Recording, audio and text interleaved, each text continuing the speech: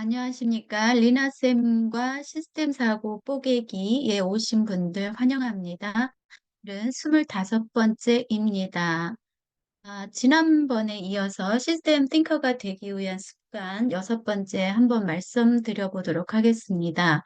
6번째 습관에 앞서서 지금까지 소개한 5가지 습관 이야기해 볼게요. 자, 첫 번째, 빅 픽처죠. 큰 그림을 보라는 것이죠. 멀리서 시스템의 전체적인 상호작용을 봄으로써 시스템을 더 잘 이해할 수 있게 됩니다. 두 번째로 change over time이죠. 시간에 따른 변화에 주목하라는 것이죠.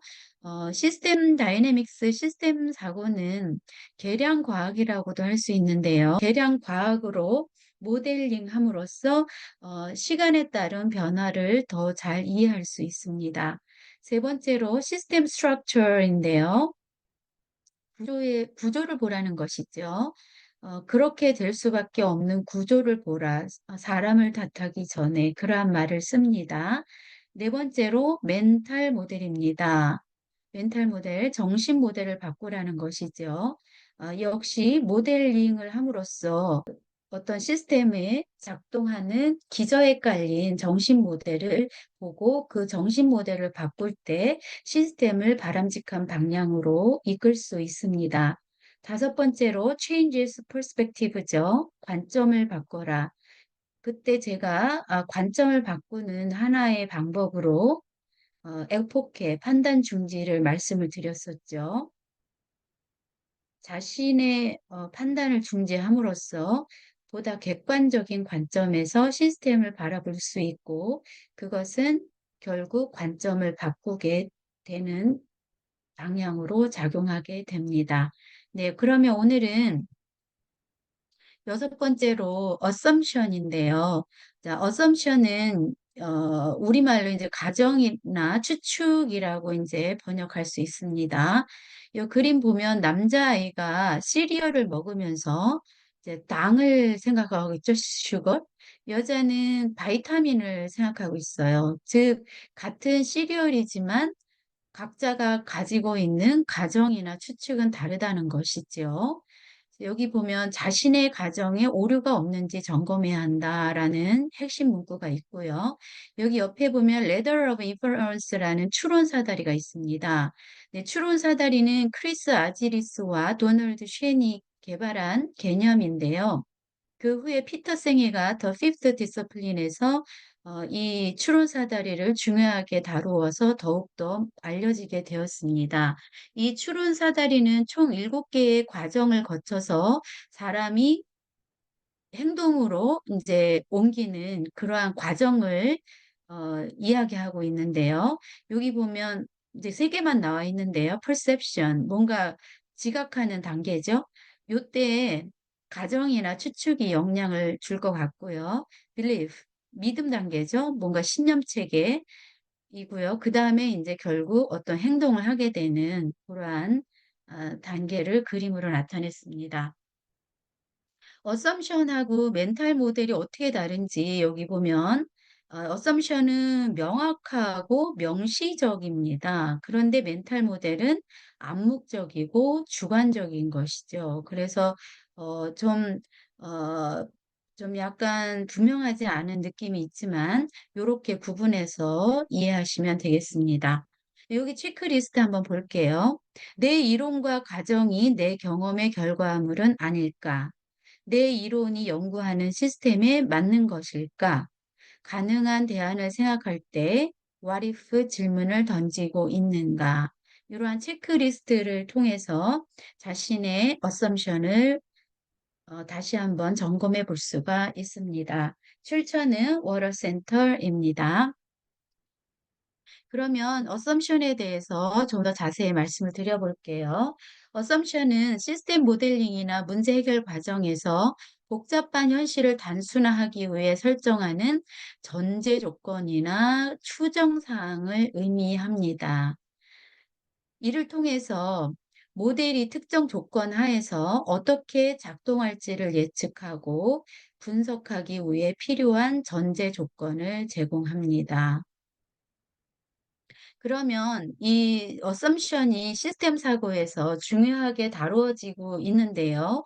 그 이유를 하나하나 말씀드려 보겠습니다. 첫 번째, 복잡한 시스템의 단순화입니다.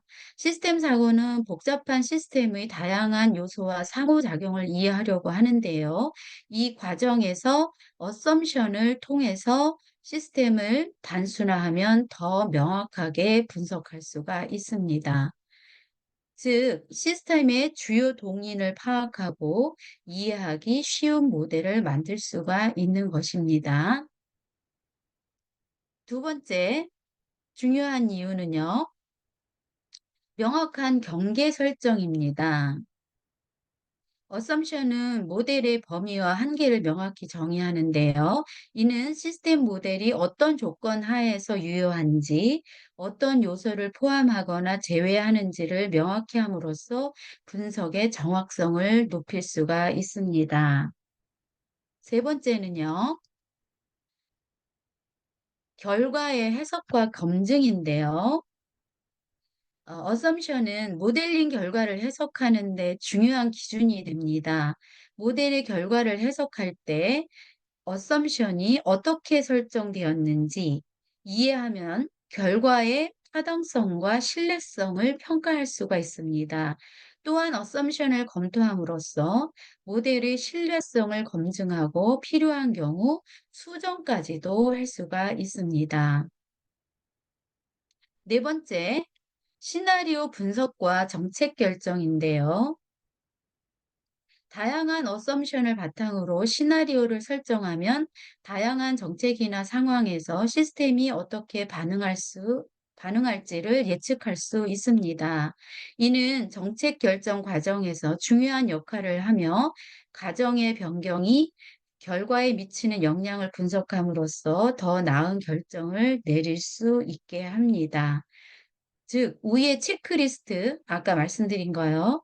그것처럼 what if를 던져야 한다라고 되어 있습니다. 마지막 다섯 번째요.